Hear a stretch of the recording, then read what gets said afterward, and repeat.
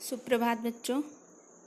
आज हम कक्षा 8वीं का द्वितीयः पाठः बिलस्य वाणी न कदापि मे श्रुता यह पाठ पढ़ेंगे। यह पाठ एक कथा है जो कि प्राचीन कथा ग्रंथ पंचतंत्र से लिया गया है।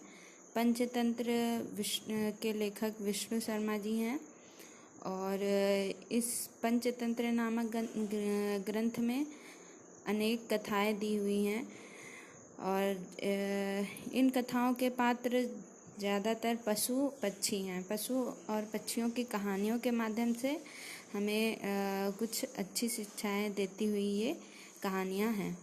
तो उन्हीं में से एक कहानी है बिलस्य वाणी न कदापि मे श्रुता। इसका अर्थ होता है कि बिल की वाणी मैंने कभी नहीं सुनी। बिल अर्थात गुफा, गुफा को बोलते हुए मैंने कभी नहीं सुना।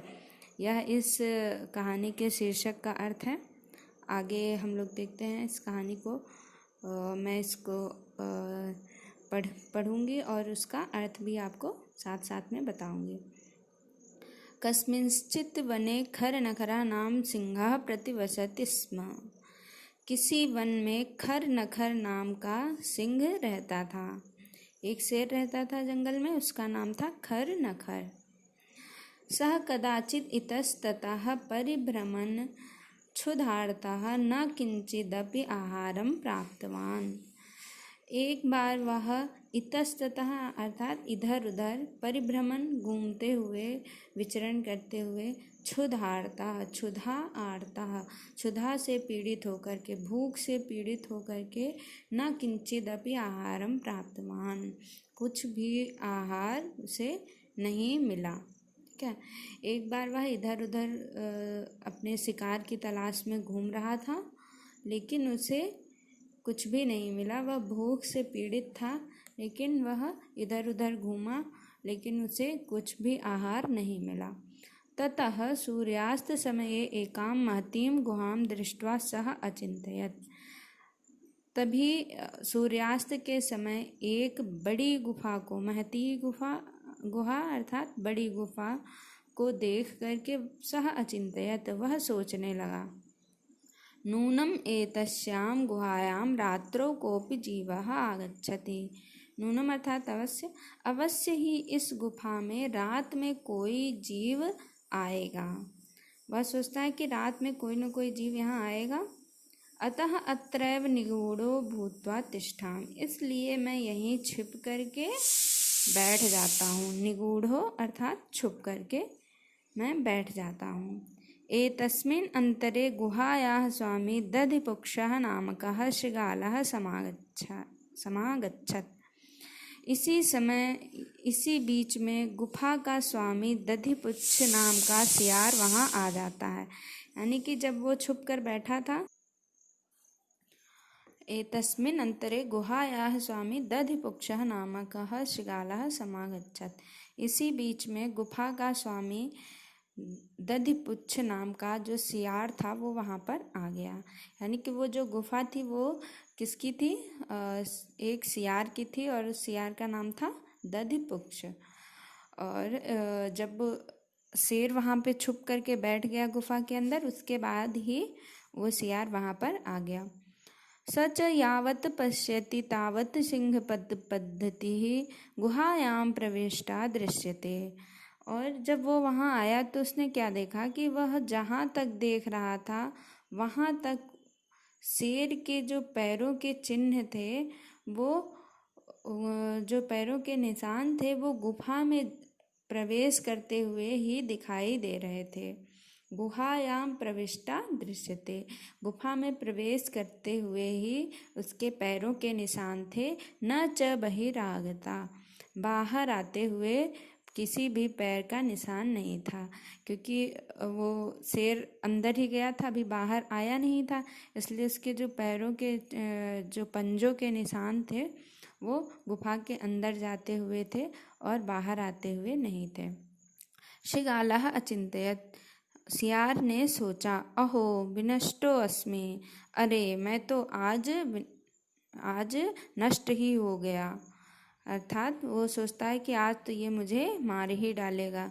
नूनम अस्मिन् बिले सिंहः अस्ति इति तर्कयामि। अवश्य ही इस बिल में, इस गुफा में सिंह है, ऐसा मेरा तर्क है, ऐसा मेरा मानना है।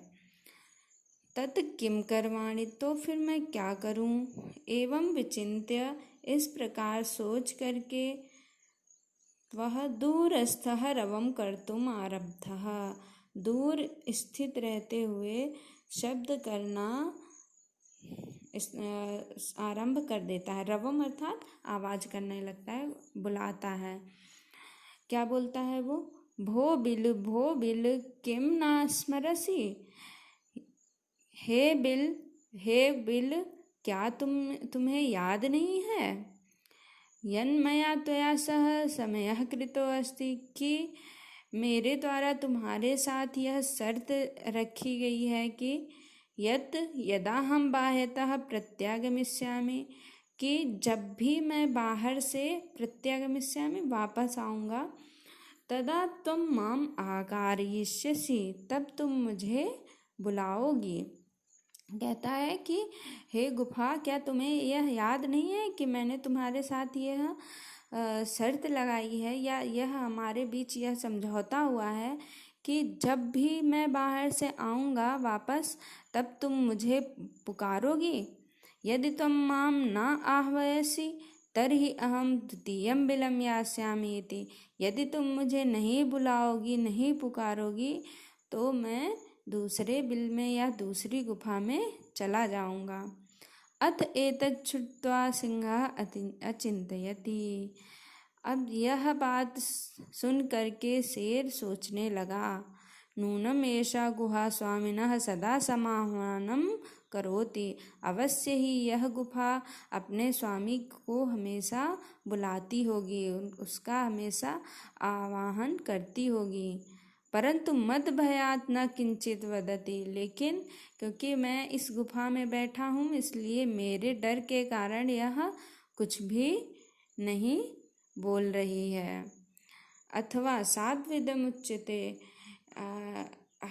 अथवा इसीलिए यह उचित ही कहा गया है कि भय संत्रस्त मनसाम हस्तपादादिकाः क्रियाः प्रवर्तन्ते न वाणी च वेपथुश्चाधिको भवेत्। अब वो शेर क्या कहता है कि जो भय से डरे हुए मन वाले लोग होते हैं, भय संत्रस्त मनसाम, जो भय से पीड़ित लोग होते हैं, उनके हस्तपादादिकाः क्रिया प्रवर्तन्ते, ठीक है, और उनके हाथ पैर काम नहीं करते हैं। जब कोई व्यक्ति बहुत अधिक भयभीत होता है तो उसके हाथ पैर कार्य नहीं करते हैं, और न वाणी च वेपथुश्चाधिको भवेत्, और न ही उसकी वाणी कार्य करती, यानी आवाज़ नहीं निकलती है। जो डरे हुए व्यक्ति होते हैं उनकी आवाज़ नहीं निकलती है। तथा वेपथुश्चाधिको भवेत्, वेपथु मतलब होता है पसीना, और बहुत अधिक पसीना होता है। तो सिंह कहता है कि जो बहुत अधिक डरे हुए लोग होते हैं, उनके हाथ पैर काम करना बंद कर देते हैं, उनके वाणी से आवाज़ नहीं निकलती है, उनके मुख से वाणी नहीं निकलती है, और उनको बहुत अधिक पसीना होता है। शायद यही कारण है कि यह गुफा मेरे भय के कारण कुछ बोल नहीं पा रही है। तद अहम अस्य आह्वानम करोमि, इसलिए मैं ही अब इस सियार का आह्वान करूँगा। एवं सह बिले प्रविश्य में भोज्यम भविष्यति, और इस प्रकार वह इस गुफा में अंदर आएगा और मेरा भोजन बन जाएगा। मैं भोज्यम भविष्यति, मेरा भोजन बन जाएगा।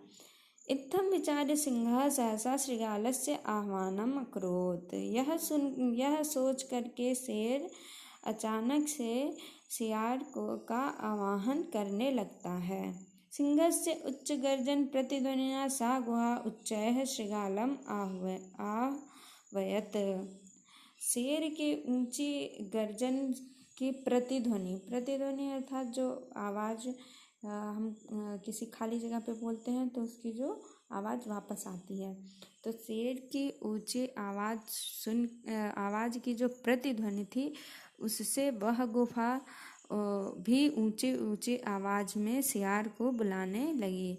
अर्थात जो शेर ने बोला तो ऐसा लग रहा था कि जैसे वह गुफा ही सियार को बुला रही है। अनेन अन्ये अपि पशवः भयभीताः अभवन्, जिससे दूसरे पशु भी भयभीत हो गए।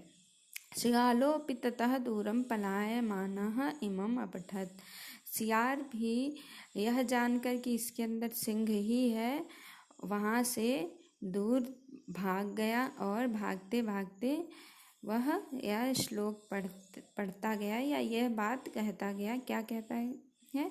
अनागतम यह कुरुते स शोभते, स शोच्यते यो न करोत्य अनागतम, वने यत्र संस्थस्य समागता जरा, बिलस्य वाणी न कदापि में श्रुता। कहता है कि जो आने वाली मुसीबत के लिए या जो हमारे ऊपर कोई विपदा आ जाती है उसके लिए जो कोई उपाय करता है वही सुशोभित होता है। अर्थात कि जो हमारे ऊपर मुसीबत आए तो हमें हाथ पे हाथ रख के नहीं बैठना चाहिए, हमें उसका सामना करना चाहिए। स सोच्यते यो न करोत्य अनागतम, जो उपाय नहीं करता है उस मुसीबत से, उस आपदा से लड़ने की या उससे निपटने की, जो उपाय नहीं करता है वह स्वसोच्यते, वह पछताता है, वह उसे बाद में काफ़ी सोचना पड़ता है, पछताना पड़ता है। वने अत्र संस्थस्य समागता जरा, इस जंगल में रहते हुए मेरा बुढ़ापा आ गया। बिलस्य वाणी न कदापि में श्रुता, लेकिन मैंने आज तक कभी गुफा की वाणी नहीं सुनी थी। ठीक है, वो कहता है कि मेरा बुढ़ापा आ गया लेकिन मैंने आज तक गुफा की वाणी नहीं सुनी थी जो आज मैं सुन रहा हूँ। इसलिए ये जो मुसीबत आई है इसका उस सियार ने अपनी बुद्धिमानी से, अपनी चतुराई से उसका सामना किया। यदि वह उसके विषय में ना सोचता, उसे आभास ना होता आने वाली मुसीबत का, तो उसका जीवन समाप्त हो चुका होता। तो इस प्रकार से इस कहानी से हमें यह सीख मिलती है कि जो भी हमारे ऊपर मुसीबत या आए उसका हमें अपनी बुद्धिमानी से, अपनी चतुराई से उपाय करना चाहिए और हमें आने वाली मुसीबत से लड़ने के लिए हमेशा तत्पर रहना चाहिए और कायरों की तरह हमें हथियार नहीं डालने चाहिए। क्या आशा है कि आपको यह पाठ अर्थ समझ में आया होगा। अब अगले वीडियो में मैं इस पाठ का अभ्यास आपको बताऊंगी और अगर इसमें से इस वीडियो में आपको कोई चीज़ ना समझ में आई हो, कोई वाक्य या कोई अर्थ ना समझ में आया हो तो वो आप मुझसे पूछ सकते हैं, कमेंट कर सकते हैं। धन्यवाद।